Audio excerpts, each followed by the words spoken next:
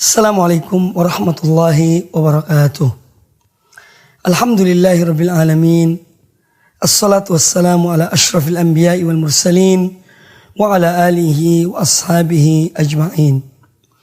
Kaum muslimin dan kaum muslimat rahimakumullah. Ketika seorang hamba telah diberi hidayah oleh Allah Azza wa Jalla berupa iman kepada Allah Subhanahu wa taala, maka ini adalah sebuah nikmat yang terbesar yang Allah berikan kepadanya.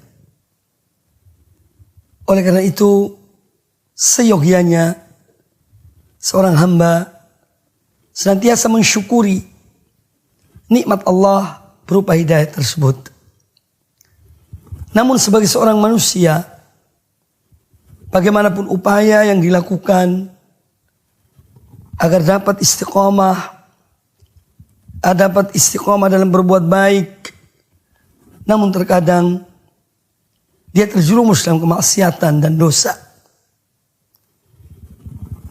Dan Allah Subhanahu wa taala ketika mentakdirkan dan menetapkan adanya kemaksiatan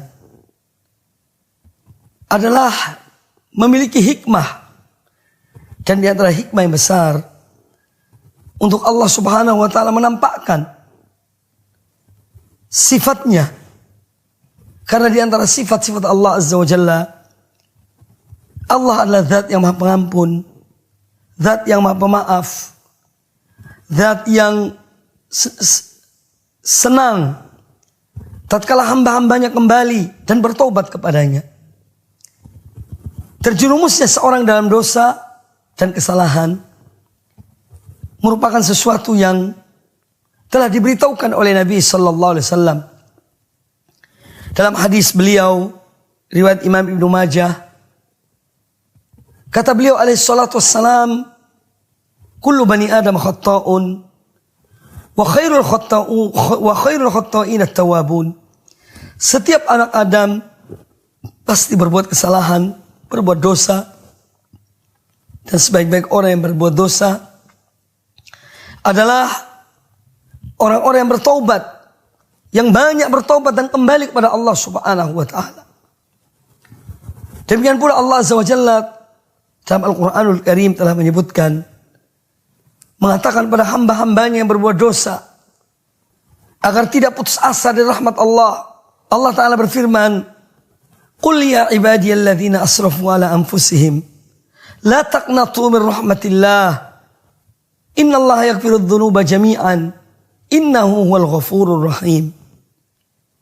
Katakanlah wahai Muhammad, wahai hamba-hambaku yang mereka berbuat melampaui batas terhadap diri mereka. Qul ya ibadiyalladzina asrafu ala anfusihim, yang mereka melakukan perbuatan dosa melampaui batas terhadap diri mereka. La taqnatu min rahmatillah, janganlah kalian berputus asa dari rahmat Allah. Innallaha yaghfirudz dzunuba jami'an. Innahu huwal ghafurur rahim. Sesungguhnya Allah, Dia mengampuni semua dosa. Ya. Dan Dialah yang Maha Pengampun lagi Maha Penyayang. Nah, ayat ini sebagaimana disebutkan oleh para ulama, ayat ini adalah mengandung perintah untuk bertaubat pada Allah Subhanahu wa taala. Karena ada di antara dosa-dosa yang apabila seorang tidak bertaubat darinya, maka dia tidak diampuni oleh Allah Subhanahu wa taala. Kalau dia meninggal dalam keadaan dan tetap melakukan dosa tersebut, belum bertobat dari dosa itu, maka dia tidak akan diampuni oleh Allah Azza wa Jalla. Contohnya adalah kesyirikan. Seorang yang berbuat dosa berupa kesyirikan, dia harus kembali dan bertobat pada Allah Azza wa Jalla. Nah, yang terpenting dari apa yang kita simak tadi, ketika kita mengetahui bahwasanya manusia terjerumus dalam dosa, dan sebaik-baik orang yang berbuat dosa adalah yang kembali kepada Allah Subhanahu wa taala, yang banyak bertobat pada Allah Subhanahu wa taala, maka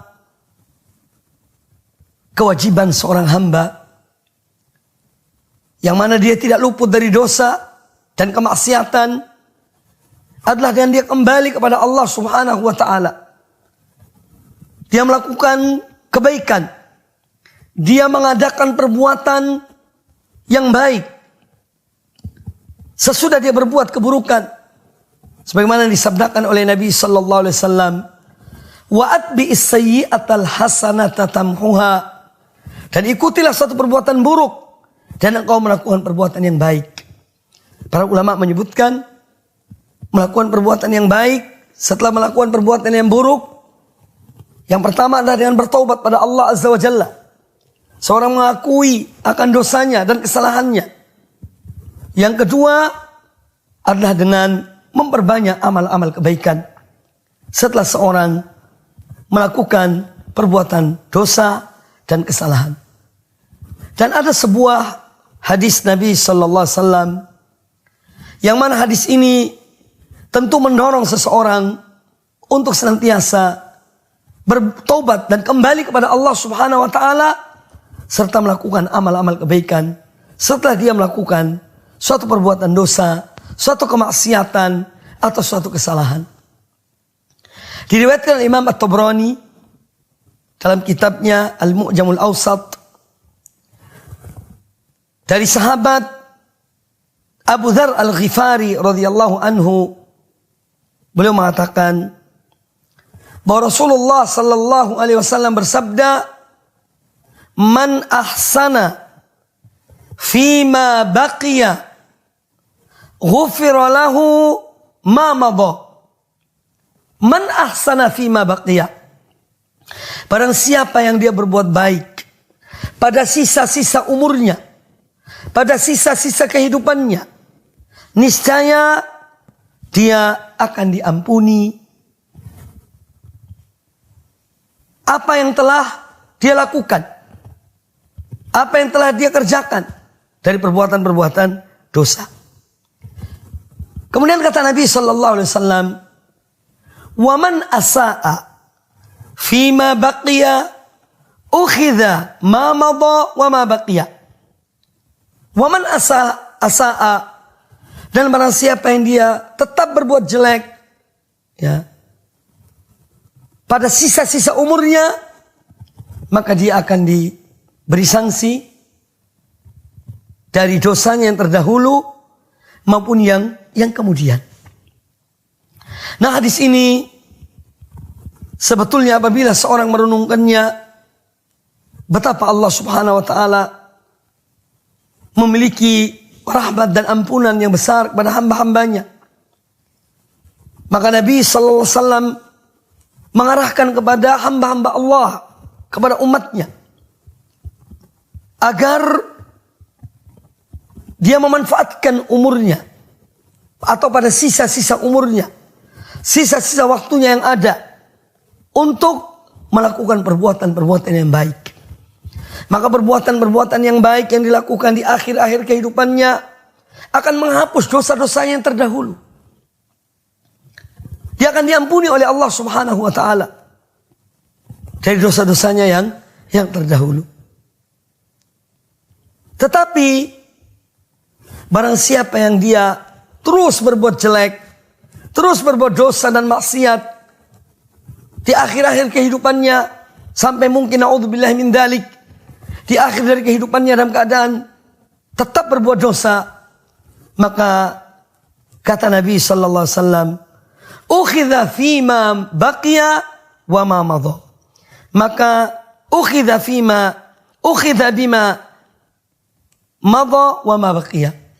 Maka dia akan diberi sanksi oleh Allah terhadap dosa-dosa yang terdahulu dan yang dia lakukan di akhir kehidupannya.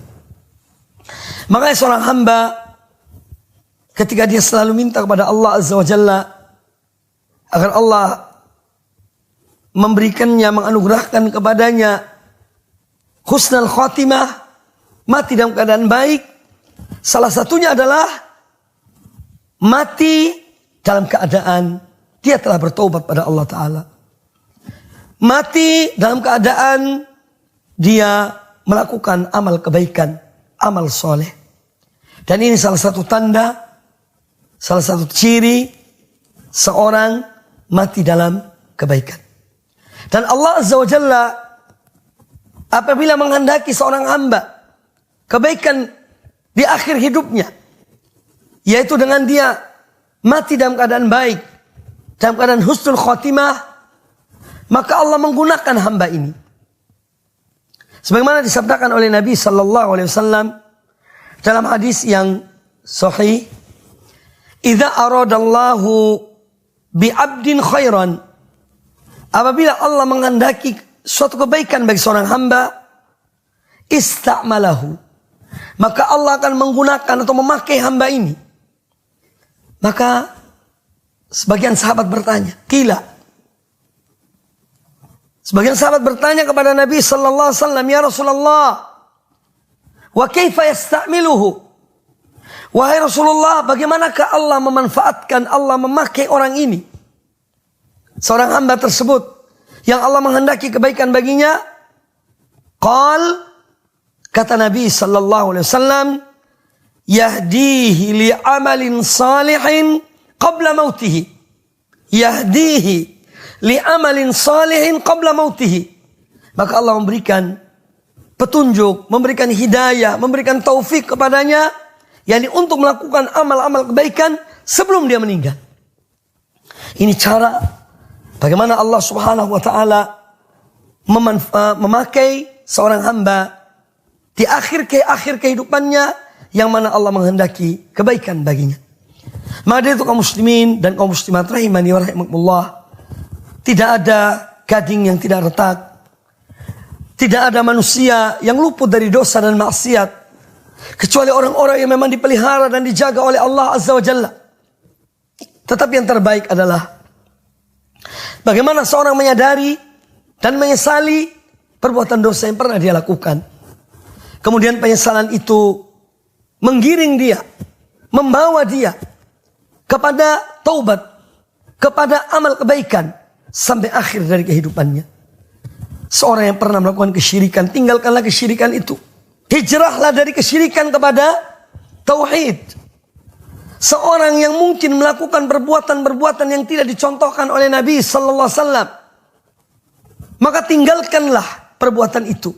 Hijrahlah dari perbuatan tersebut kepada sunnah Nabi sallallahu alaihi wasallam.